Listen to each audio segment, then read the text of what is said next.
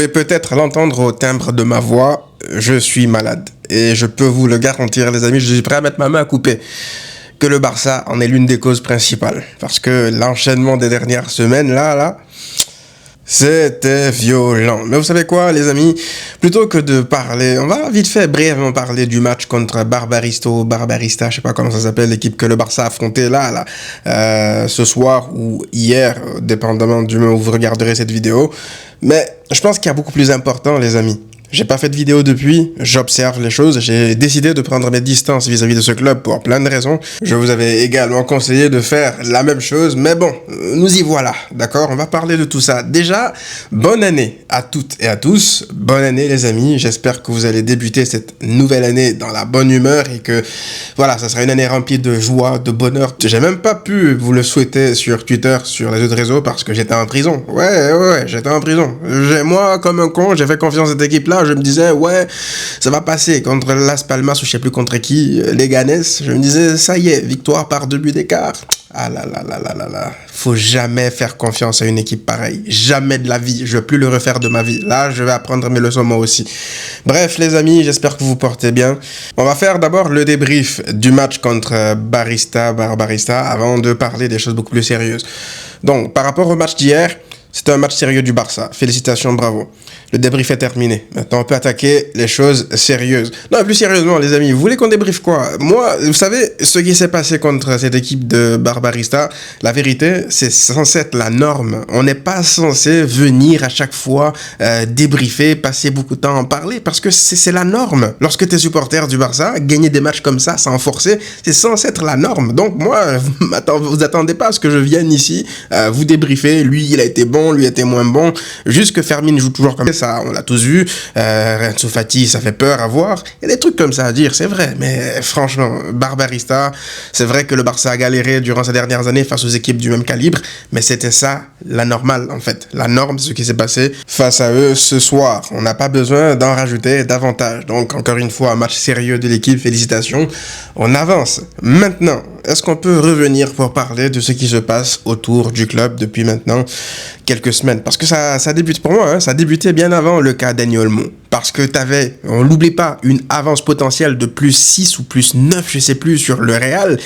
Là, tu te retrouves déjà à moins 5, à moins que Flick ne revienne avec une solution miracle pour cette deuxième partie de saison. Pour moi, le championnat, tu peux d'ores et déjà l'oublier. Si c'est comme ça, là, tu continues à perdre des matchs contre des Las Palmas, tu perds des matchs que tu offres contre l'Atlético Madrid où tu es supérieur à l'adversaire.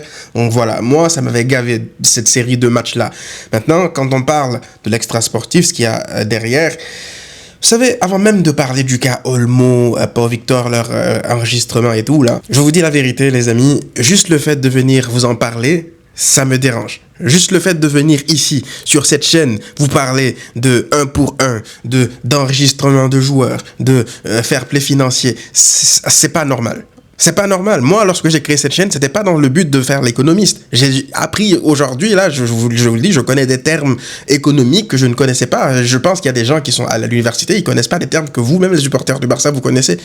Tout ça parce que vous êtes dans des trucs que vous n'êtes pas censé comprendre. Vous n'êtes pas censé les savoir, tout ça. Et quand t'es fan de ce club, ce qui est devenu en tout cas ce club, t'es là en fait à te taper ce genre de choses à chaque fois. Et c'est lassant à chaque fois. Limite nous, nos mercatos dans lesquels on est censé vibrer, c'est pas de savoir si tu vas signer un grand joueur ou pas. C'est de savoir si tu vas réussir à revenir au 1 pour 1 à la dernière seconde. Ah non, finalement, il n'y a pas de 1 pour 1. Ah non, c'est le livreur de pizza qui arrive en retard. Ah non, c'est les documents de la fédération qui traînent, etc. C'est bon, on est fatigué.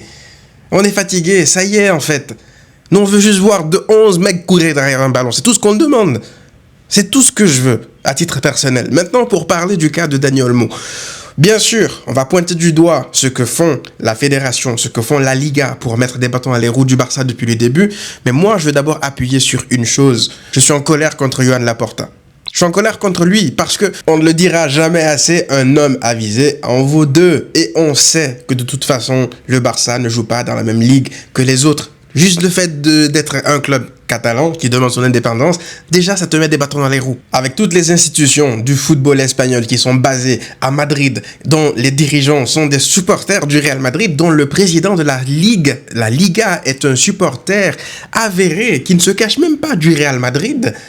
Tu le sais en âme et conscience que tu n'as pas les mêmes règles que les autres et donc pourquoi est-ce que tu donnes le bâton pour te faire battre? Moi, c'est la question que je me pose. Johan Laporta et sa direction, ils le savent depuis la signature de Dani Olmo durant cet été, qu'en décembre-janvier, que la question de son inscription, elle va se poser de nouveau. Normalement, lorsque tu sais ça en âme et conscience, ben, tu prévois à l'avance. Tu te protèges, tu prends tes dispositions bien en avance. Tu n'attends pas à la dernière minute pour commencer à envoyer des documents et dire que voilà, la Liga a refusé, selon l'article de loi, je vais aller... Non, ça, tu es censé le faire bien avant. Pourquoi attendre à la dernière minute? Ça, je ne le comprendrai jamais, en fait. C'est juste la logique. Et moi, ce qui m'énerve dans tout ça, c'est que depuis le retour de Laporta, c'est pas la première fois que ça arrive. Plein de fois, le Barça règle ces choses à la dernière seconde, vraiment à la limite, à la ligne rouge. Là, c'est là qu'on commence à s'activer pour essayer que ce soit des signatures. Après, je peux comprendre. Parfois, faut faire jouer aussi dans les négociations le temps pour avoir le meilleur deal possible. Mais quand tu risques de tout perdre, comme là, je sais pas ce qui va se passer avec le cas de Dani Olmo, l'enregistrement lui est pas au Victor, mais là tu risques gros quand même. Tu risques gros parce que là, même le fait qu'il ne puisse pas être enregistré pour le match de Copa contre les fermiers de Barbarista, pour moi c'est grave en fait pour l'image du club. Un mec que t'as signé, il peut pas faire un voyage, il peut pas jouer, il peut pas être inscrit. Et ça me ramène au plus grand problème que j'ai avec Johan Laporta depuis son retour. C'est la communication. C'est le manque de transparence. Je me rappelle ici en été, Johan Laporta a dit publiquement que le Barça était en mesure de compléter des signatures comme celle de Nico Williams, en plus de celle de Dani Olmo. Alors qu'on a du mal déjà à enregistrer Dani Olmo. Comment on aurait fait avec Nico Williams s'il était là lui aussi en plus? Pas nous prendre pour des cons quand même au bout d'un moment. Parce que la vérité finit toujours par éclater. Là, on l'a bien compris, depuis l'affaire Negreira, c'est le Barça contre le reste de la Liga. Le Barça tout seul est tout seul dans son coin. Parce que là, on entendait des rumeurs. Il y a des clubs qui ont fait pression, qui menaçaient la Liga de porter plainte. Si le Barça réussissait à enregistrer Dani Olmo, tout ça, c'est pour ça que la Liga, finalement, ils veulent pas prendre cette responsabilité-là. C'est clair, le Barça dérange en Espagne. Le Barça dérange. Ça, on le savait depuis toujours. Mais là, c'est encore une preuve supplémentaire. Moi, celui qui me fait pitié dans tout ça, c'est Hansi Flick. Parce que Hansi Flick, on en parle aujourd'hui, il est obligé, déjà de base, qu'il avait pas un effectif pléthorique, il devait faire avec des joueurs du centre de formation, qu'il devait faire monter, etc. Si on lui enlève la seule recrue, techniquement avec Pau Victor, Dani Olmo c'était les seules recrues cet été, on lui enlève ces deux joueurs-là, l'effectif il s'amenuise encore plus.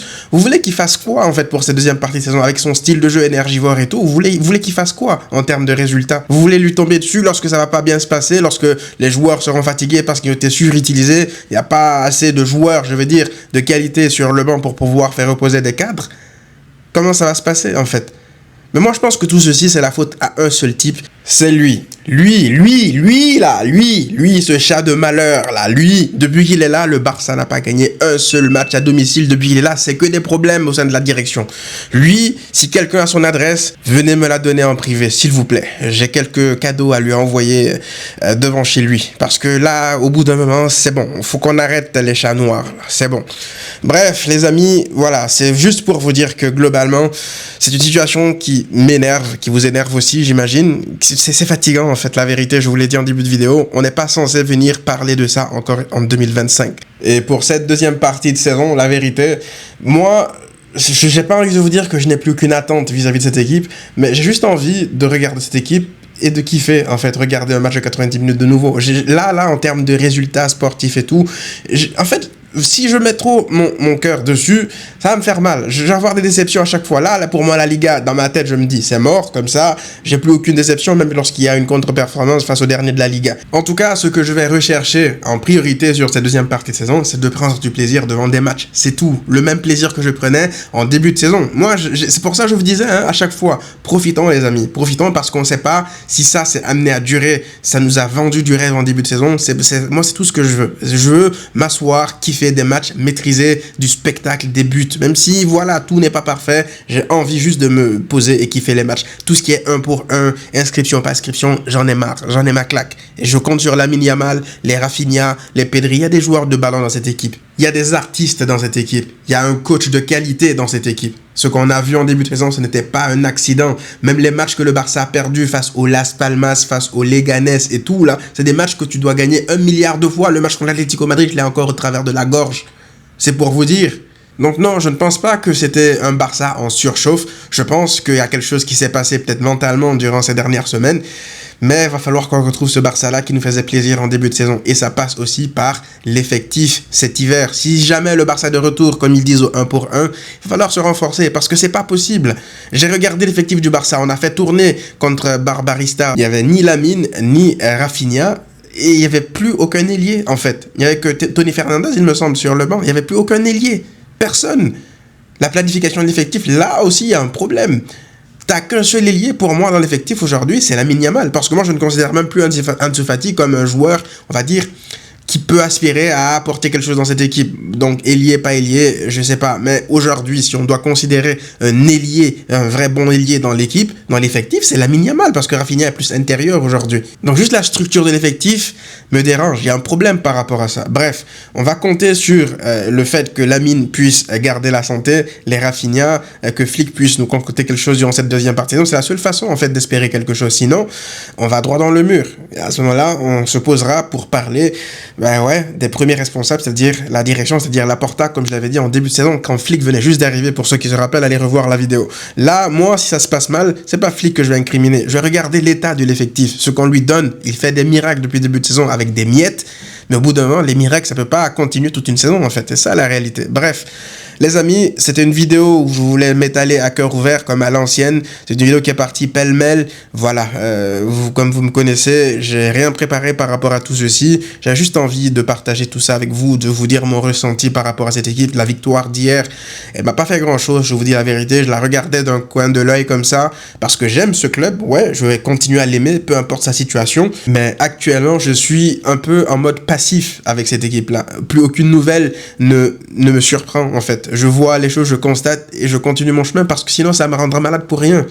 Je suis déjà malade. Donc vous, faites pareil. Ne vous attachez pas trop. J'ai vu, il y a pas mal de personnes qui me l'ont dit. Ah, elles ont réussi à se détacher un peu plus, à oublier un peu. Il y en a qui n'ont même pas regardé le match d'hier. Moi, je vous encourage à le faire. Après, bien sûr, gardez l'amour que vous avez pour ce club parce que ça reste du football. Mais ne laissez pas que cette équipe, le football en général, avoir un impact négatif sur votre humeur, sur votre quotidien. Parce que derrière, ça peut vous causer des torts aussi dans votre vie de tous les jours. C'est le conseil que j'ai à vous donner. Regardez mes vidéos par contre. Ça veut pas dire d'arrêter de regarder mes vidéos parce que si vous arrêtez, moi je gagne plus d'argent. Continuez à regarder les vidéos. Et voilà, c'est ce que j'avais à vous dire les amis. Je sais pas si cette vidéo là sortira ce soir ou demain. Encore une fois, c'est pour vous dire à quel point c'est spontané. Mais voilà, j'ai hâte de lire vos commentaires. Dites-moi vous, qu'est-ce que vous pensez de tout ça, de cette situation-là. Il y a Super Coupe d'Espagne qui arrive très bientôt. Quel est votre feeling? J'ai envie de vous lire. Là, c'est une thérapie. J'ai envie de vous lire. Moi aussi, j'ai besoin de ça. Dites-moi ce que vous ressentez par rapport à tout ça. On en discute dans les commentaires. On se retrouve très rapidement, les amis, pour une nouvelle vidéo. D'ici là, prenez tous soin de vous et à très vite.